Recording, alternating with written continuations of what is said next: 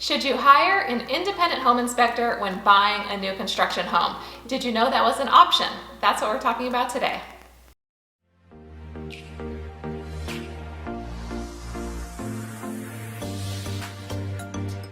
Hi, I'm Jessica Genung with Active Realty and the Genung team. If you are thinking about moving to our area, the Murrieta Temecula Valley, don't forget to subscribe to our channel because we post a new video every week telling you what it's like to live here, all about new construction and the housing market.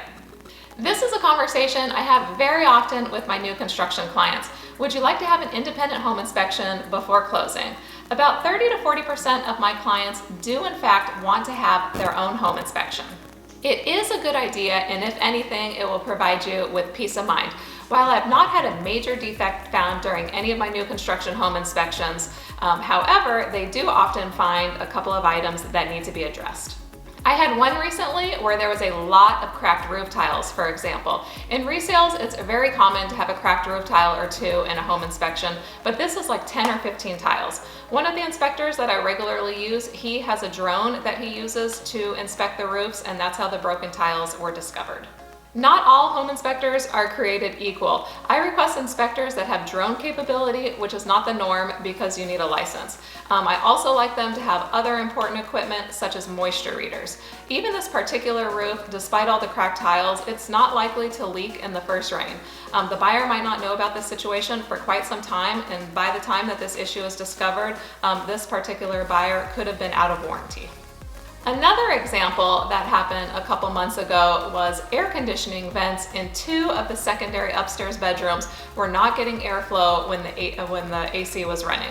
The ducting was not properly connected. Most new homes, they're going to come with a 1-year fit and finish warranty. This warranty is typically very generous and covers most things that can go wrong. Certainly this ducting issue, it would have been covered. Some builders, they also give extended warranties on mechanicals behind the walls, like in HVAC systems and appliances, for example, but there can be limitations to these warranties and certain things can void them.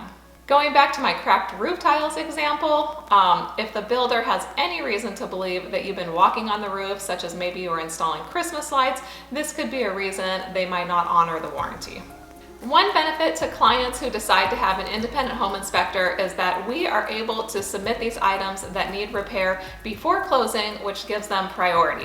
If these issues aren't discovered until after closing, you're going to have to go through the home warranty process request, which has a tendency to get backed up and can take a while to get to your request, especially during COVID, because as you know, we have a labor shortage.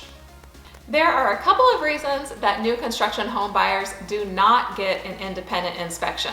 The first may be that they don't have an independent realtor helping them through the process and they didn't know that it was an option. No client of mine has ever been asked by the builder reps, "Oh, by the way, would you like to do your own home inspection to check our work?" On the contrary, they will often recommend that because of the home warranty, it is not necessary. They are going to point out that new construction goes through many various inspections by not only the builder and the contractors, but also the county and city building inspectors. So in defense of the builders, in my experience, it is rare to have a major building defect. In most cases, the inspection results do not find major issues and can offer peace of mind. But one of my inspectors recently told me about a situation at a new construction condo that he was inspecting. He was running the upstairs bathtub and apparently the plumbing wasn't properly connected because water broke through the downstairs ceiling drywall and was pouring out. If this happens after you move in, this kind of issue would absolutely be covered by the home warranty. But what a hassle to have to live through a major repair right after you move into your brand new home. It would be much more convenient to have this repaired before you get settled. I think I pretty much covered the second reason that folks don't get a home inspection, which is because they have the assurance of the 1-year home warranty. But as I said, I'll just reiterate that it is much more convenient to have repairs handled before you move in versus going through the home warranty process, which can be lengthy at times. The last reason that some don't get an inspection is the cost. The buyer is responsible to pay this cost out of pocket.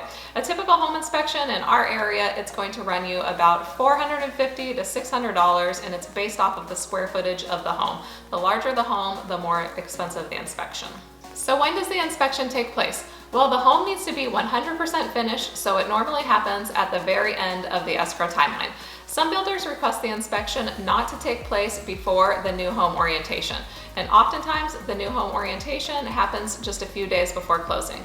I love it when the new home orientation is scheduled for the morning and then the inspection takes place right after, since everybody is already there. Speaking of the new home orientation, this is a chance for you to do your own inspection of the home. I have a video on my long to-do list about this very soon. Most importantly, hire a realtor that specializes in new home sales because we know what to look for. There are some very common items that get overlooked by construction and quality staff. Watch out for that video coming soon with some important information, especially if you decide to go it alone and purchase a new home on your own.